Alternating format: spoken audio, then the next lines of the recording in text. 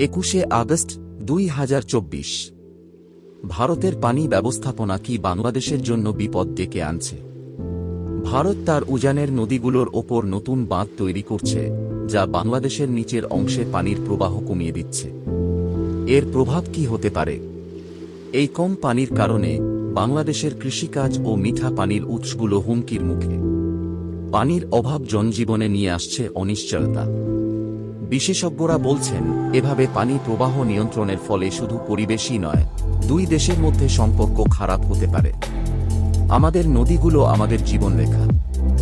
ভারত বাংলাদেশকে একসাথে কাজ করতে হবে, যাতে এই প্রাকৃতিক সম্পদ সবার জন্য সুরক্ষিত থাকে।